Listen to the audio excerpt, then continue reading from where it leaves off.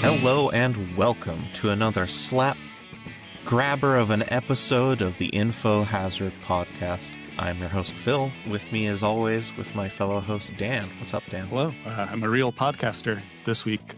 Due to holiday travel, I am now literally recording in my parents' basement, like a true podcaster should. That's what the noise I was hearing above me was. It must be my parents. Keep it down, you two. So, David, our perennial third host, out on assignment this week. He told his kids he was going to pick up cigarettes, and he hasn't come back yet. So we'll check in with that next week. Yeah, fingers crossed. Okay. All right, so what do we have on the docket this week? Lots of exciting stuff. Let's start with an update on something we touched in on last week, something we've been talking about a lot. The Department of Justice is in the process of releasing the files that were found under discovery for the trial of Jeffrey Epstein and Ghislaine Maxwell. They are obligated to under the Epstein Disclosure Act, which was written by Congress and signed by the president pretty recently. Couple weeks ago, and Pam Bondi, Attorney General, just gave us an update that they found 1 million more documents and they need more time to go through them. So percentage-wise, that would mean we have about 8%, something on that order has been released so far, if they have 1 million more documents, which seems like a pretty big oversight, don't you think? Yeah, losing 1 million documents is, that's not just like one or two binders that stayed down at the bottom of the filing cabinet, It's like a whole room full of pages? And calling it out by binders is sort of an interesting way of phrasing that, I think, because right at the beginning, like this, releasing the Epstein files is something that Donald Trump campaigned on. And day one, they had binders, literal binders, full of evidence. They're like, we've got the Epstein files. We're going to release them. That was like a day one thing that they were showing off. Now, are these the million documents they're talking about? Or were these just stacks of random papers that they were alleging were there? Who's to say? But I mean, if you had those day one, how did you lose them in the interim? They must have lost them under an enormous couch. The J.D. Vance couch of hiding files. He has an interesting way of sticking them under the cushions. Yeah, there we go. Much better. You wouldn't think it would be so hard to just release files, right? So you just, declassify them, send them to people. Like, how hard can this be that they're struggling this much with it if they're innocent? Sure. That's a great question. I mean, under the text of the law, the only thing you're allowed to redact are the names and identifying information of the victims. So everything else is specifically prohibited. But fun fact, whether it's because the DOJ cut the Adobe licenses of the Department of Justice, or just rank incompetence, or laziness, or heroic whistleblower. Some of the redactions inside was the theory I saw. Or could be whistleblowers. But we should explain some of the redactions on some of the documents can be removed by copying and pasting a document into another form, and then you can read the text underneath the redactions. So because some of those documents where you're able to bypass the redactions, we can see definitive evidence that the Department of Justice is violating the text of the law, that they are redacting things like financial ties to certain parties or names of people who are not alleged victims. Yet they are redacting information about people that is potentially embarrassing, which is strictly prohibited under the Epstein disclosure law. Well, we all know what happens when somebody in the Trump administration breaks the law, right? They go running to the Supreme Court, and then it turns out they never broke the law at all. So do you think we should expect that strategy here? Or they're never prosecuted. I mean, this is the Department of Justice we're talking about here. They're the ones violating the law.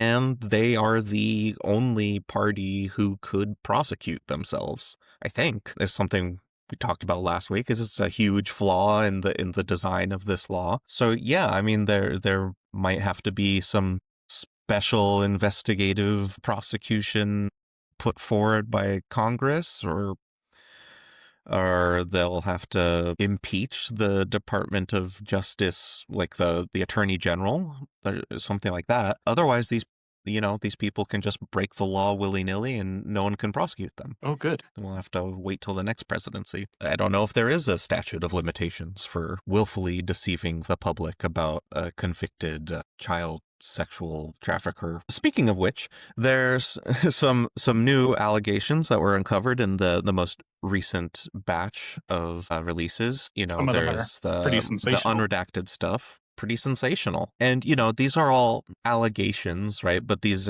are documents that came up in discovery. This isn't all solid stuff. But that the Department of Justice was alleging that there was 10 co-conspirators in the sex trafficking ring, not 2, Epstein and Ghislaine Maxwell. So there are 8 people potentially out there who are directly connected to child sexual abuse material distribution or whatever. Like, who knows what specifically the other 8 co-conspirators were involved in that are just out there free. There's an allegation that there's a accusation from one of the victims that Trump and Epstein, This is the one where they aborted her baby and threw it into Lake Michigan or whatever? Yeah. It's that one, and also that they both sexually assaulted her. Epstein did so while she was pregnant and 13. Yeah, and Trump was present when the victim's uncle murdered the infant and threw the infant into Lake Michigan. So yeah, no, it's pretty outrageous stuff, pretty devastating stuff. You don't necessarily need to hear all of that. But an info I hazard. don't know. Maybe you do. Maybe I feel like people need to hear about this kind of stuff. It is newsworthy. It's not just some random crime. It's potentially something that the president did. Mm-hmm. Yeah. There's other stuff in there. He was on the Lolita Express more times than, previously claimed. There's lots of flight records for Epstein's private plane. But yeah, just like really damning stuff that's underneath the redactions, showing clear intent of the Department of Justice to cover up any sort of embarrassment that would be felt by the president. So more on that hopefully later. I don't know. I mean, after this, who knows if we'll see those supposed million documents. Maybe they're just making them up at this point. Maybe the way you find a million documents is you start forging documents. So what do you think? Is Donald Trump acting like an innocent man here? Obviously, he's, trying to get these documents released to clear his name since he's innocent, right? That's what he keeps saying. Well, he is, making clear signs for transparency. I believe he said something along the lines of, we need to release the names of all the Democrats in the Epstein files to embarrass them, which, again, this is why I don't think he had Epstein killed, because I think he's physically incapable of being sneaky. It's a marvel he's gotten this far in politics. Yeah, he just says whatever thought comes to his head, and apparently everybody loves him for it, dude. I don't understand it, but, here we are. Sometimes I feel like we're just living in a giant social experiment that's being perpetrated on me, Like, the guy in charge of the country is, like, part of the most hated possible category that you can be in. And those two facts will just never be reconciled somehow. We'll just, keep lurching along as it becomes more and more obvious, and his supporters will just, cover their eyes, anything to avoid finding out the truth, it seems like. Yeah. I'm trying to think of what, like that he's a billionaire pedophile. Is that what you're going for? Yeah. It's definitely the most hated category. And it's like, it seems pretty obvious to me that he is one, right? Like, he's just so many like creepy comments and things where he just like basically straight out admits it, and yet somehow people can't see it. And then this whole thing with the files where he's like, release the files. Oh, I'm in charge. The files will not be released until I'm legally compelled, at which point we'll release stuff that we're like clearly censoring to cover up like things that I did wrong. Yeah. The whistleblower thing is pretty compelling to me. I guess I'm torn, because I do kind of subscribe to the motto that you should never attribute to malice that what can be racked up to incompetence. And this is like one of the more incompetent regimes in human history. But like, if you were a person of conscience working at the Justice Department, this would be a pretty easy way to get plausible deniability for releasing some damning documents while you were at your job. I don't know if they could even backtrack it to you. frankly. Doesn't But seem like it. my personal favorite theory is that the the Adobe licenses were cut under the Department of Government Efficiency, because this is just another example of that we need to give critical support to Elon Musk, once again fighting for truth and justice in the American way by cutting the licenses that were needed to properly redact documents. All right, we have anything else to say on this topic? No, we can move on. So let's talk about America getting involved in the fight against ISIS yet again, this time in Nigeria. So, but wait, eagle-eyed viewers are Christmas... remembering that Donald Trump already defeated ISIS. So how could we be fighting them now? Yeah. I mean, eagle-eyed viewers will notice that these forever wars don't seem to end. ISIS still around. I feel like I missed that part of the opening call where we got somehow the Islamic State return. Yeah, they were significantly diminished in Syria, where they held the majority of their territory, but I think they've just been in lower concentrations around sub-Saharan Africa, basically, and the Sahel, and they have just kind of stuck around as, militants fighting little conflicts all around there since they've started popping up, and now they're posing a threat to the current government of Nigeria. So in conjunction with the Nigerian government, America did some airstrikes on ISIS on Christmas. But it's alleged to be ISIS. I don't know that we can just take Donald Trump at his word here. Yeah, that's a good point. But yeah, the reasoning for this is kind of interesting, I thought, because the Nigerian government made sure to clarify. Okay, so Donald Trump... This is the thing where he said that Christians were getting attacked, right? Right, yeah. He linked the airstrikes on these ISIS targets to supposed widespread violence against Christians in the area. And the Nigerian government said that this wasn't a strike based on any particular religious group, which seems to contradict what he said. But it makes sense to me that they would be working together on this. Like, ISIS as an organization is looking to spread a caliphate across the Islamic world. They're explicitly trying to form an Islamic state. It's in the name. And any government that has ISIS militants in their territory would want to get rid of them ASAP. And the American government, with their Air Force and Army bases in the area, is a convenient partner for Nigeria in this case. So I don't know if America's getting anything out of it in particular, other than just an opportunity to express sort of regional power. Yeah, Trump gets red meat for his base duties, defending Christianity around the world. They're so deeply oppressed. Yeah, I mean, right. Sure. I guess that probably is the main reason, at least for Trump, because he has a big support base in Christian nationalism. That's a demographic that voted for him pretty heavily. But the Nigerian government, they're trying to keep together a big community. They don't necessarily want to side with one religion or the other, especially because there are these religious divides in their country that have led to violence. They're trying to keep people united, so they want to separate themselves as much as they can from what Trump's saying. It would be nice if our leaders were trying to unite people and not trying to stoke these sort of fights between religions. Yeah, if presidents didn't use their Christmas message to call half the country scum, that sort of thing. Oh, yeah. So how was your Christmas? Were you able to overthrow any sort of local as government? I just kind of floated around on top of the surface of the pond, so low-key Christmas. Yeah. I found that I was actually more comfortable in the grout on the tile in the shower. That's a good place for scum. Yeah. Yeah, that only makes sense if you knew that the president released a message on Christmas that he called, half the country leftist scum looking to destroy what's great about America, or whatever. Merry Christmas to us. Just your average presidential holiday message, these days at least. The problem with him being the president is that all of the news items we got are kind of tangentially Trump stuff. I was kind of looking for something that, this wasn't on our docket. I'll just talk about it. Did you see someone won the Powerball? $1.82 Yeah, billion? quite a Christmas Eve. Yeah. Unfortunately, Yeah. Did you see how... he'll be one Go of the ahead. only billionaires that this country will properly tax. So he's not going to be a billionaire once he actually gets all that money, presumably. That I was gonna say she is a Arkansas woman.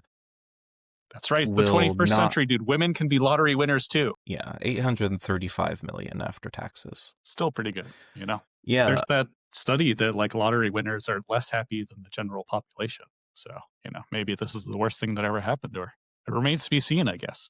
How well she handles the money, how well her friends and family handle the money. I saw a picture of the woman. They had just blacked out her eyes, so I think anyone in her community probably already knows who she is, so she's going to be batting off people begging for money for the rest of her life. Also, something recently that's like, in this country, people don't try to solve the problems anymore. They just try to get enough money that the problems don't apply to them. I don't know when that started. That seems like just like a feature of our system. That's kind of been with us from the beginning. But yeah, it's also not so black and white. Some people do try to solve the problems in our communities. Some people have opposite and opposing views of what the problems are in our communities, Or even if and are working to fight the people who are trying to fix their perceived problems. And then, there's the people who try to ignore those people and get that bag and then become the problem.